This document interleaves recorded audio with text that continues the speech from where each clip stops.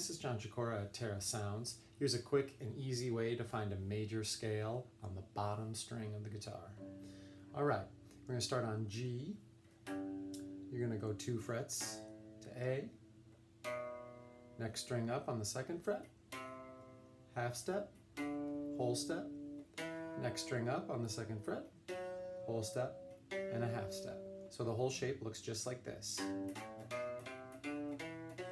And this is a movable shape, so if this was G and we play the same shape here, a whole step up, we'll play an A major scale. A whole step up would be a B major scale. Really easy pattern to move around. All right, thanks so much, y'all.